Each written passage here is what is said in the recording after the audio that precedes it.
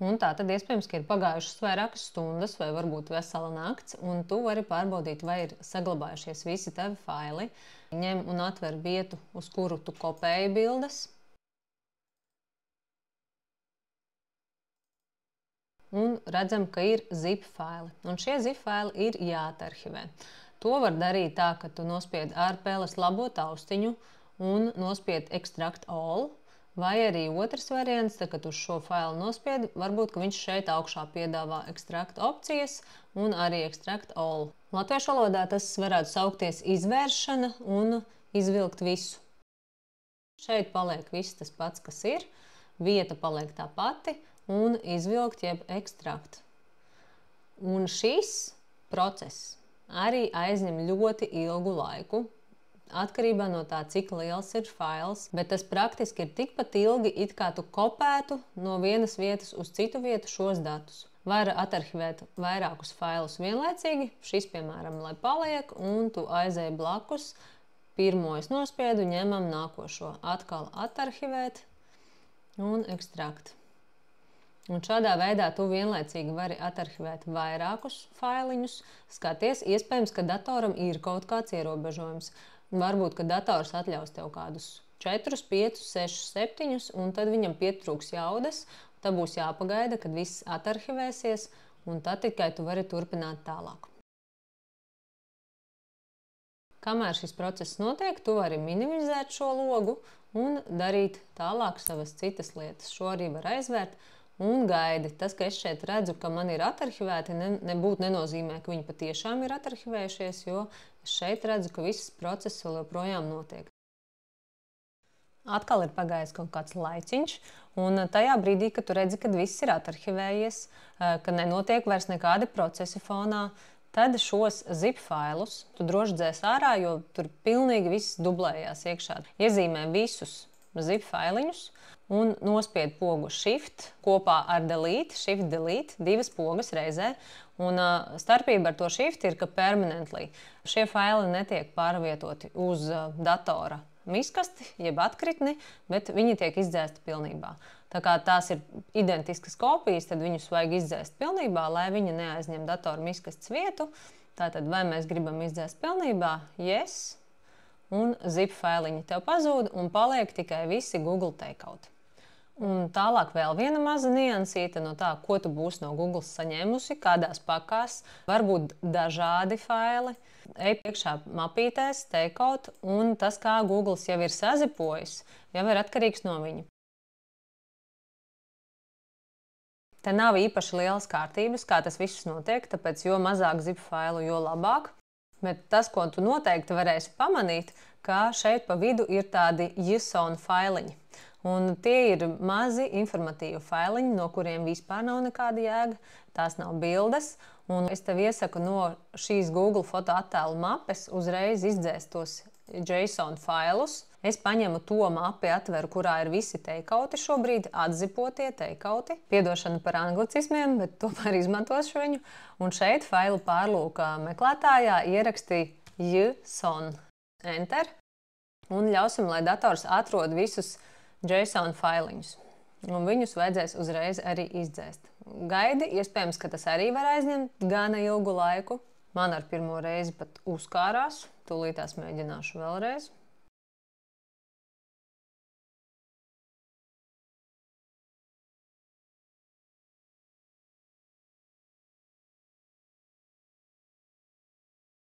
Un, lai programma varētu atrast visus, ir jāgaida, kamēr šī zaļā strīpa aizies līdz galam. Tas var būt diezgan ilgi. Un, ja tev viss galīgi uzkarās un tu nevari šādā veidā atfiltrēt, es tev tūlīt arī parādīšu citu veidu. Bet vispirms pamēģināsim šādu. Iespējams, ka tev te ir 1000 ar tiem JSON failiņiem. Man programmai izdevās atrast. Kamēr vien tu redzi, ka šeit apakšā palielinās failu skaits, programma joprojām meklē šos failus, es atradu 600. Iespējams, ka tev ir vairāk tūkstoši. Atkarībā no tā, cik tev 1000 bilžu ir Google fotoattēlos, tik arī būs šo JSON failiņu. Un, lai saprastu un lai būtu pārliecība, es iesaku paņemt skatu, view, paņemt detaļas. Un, ja tu redzi saiz, ka tas ir 1 kilobaits, tātad tu vari droši būt pārliecināts, ka te nav bilžu, ka tas ir tikai informatīvs failiņš. Ctrl A, var iezīmēt visus šos failus. Ja tev šeit vēl kaut kas ir parādījies cits, tad tu arī nospied pogu kontroli un atzīmē tos failus, kurus nevajag dzēst. Un tālāk spied pogu Shift, Delete, divas pogas, Shift plus Delete, un izdzēšam šos JSON failus. Un otrs variants, ja neizdevās atrast JSON failiņus meklētājā, tad tu ej attiecīgi iekšā Google Takeout mapītēs, un tur, kur tu redzi JPG un JSON bildes, tur ņem skatu detaļas, safiltrē pēc faila tipa. Vai arī šeit tev ir iespēja izvēlēties un atzīmē tikai JSON failus, droši šeit iezīmē Ctrl-All, Ctrl-A un ar Shift Delete dzēs laukā. Ja tev svarīgi ir šajā mirklī arī atbrīvot Google mākoni, jo iespējams kā tāda bija tā galvenā doma, tad kaut vai no paša e-pasta vai no cita Chrome pārlūka ver vaļā Google lietotnes, šos 9 punktiņus, šo kvadrātiņu, atver fotoattēlus, un šeit tad vajag izdzēst visus failus. To var darīt tā, ka tu iezīmē pirmo failu, tad turi uz leju, nospied pogu Shift, iezīmē kaut kur mazliet zemāk, atkal nospied pogu Shift, un redzi, kamēr parādās tāds zils, es nevaru pabraukt uz leju šobrīd ar rullīti, bet es varu iezīmēt, turot nospiest Shift pogu šo fotogrāfiju. Tālāk es varu pabraukt vēl mazliet zemāk. Tas Shifts man šajā brīdī ir atlaists. Es atkal varu nospiest Shift, un arī atkal redzu, ka te ir kaut kādas bildes, kas iezīmējas, nospiežu. Un šādā veidā iespējams, ka es varu līdz pašai lejai iezīmēt visus failus, kas ir manā Google mākonī. Un reku, es aizbraucu līdz pašai lejai, man ir iezīmēti pilnīgi visi faili, 637, varbūt, ka tev ir vairāki tūkstoši, varbūt pat vairāki 10 000, un dzēšam viņus laukā. Dzēst. Tas apjoms ir diezgan liels, varbūt diezgan bailīgi no tā Google dzēst laukā, bet noteikti, ka to arī dari, jo bildes tev ir droši pārkopētas uz ārējo cieto disku. Visas bildes ir palikušas atkritnē, tev ir atbrīvojusies Google vieta, bet atkritnē šīs bildes vēl stāv. Atkritnē esošie vienumi tiks neatgriezeniski dzēsti pēc 60 dienām. Tas nozīmē, ka vēl 2 mēnešu laikā tu šīs bildes vari atjaunot. Tā kā principā bez riska.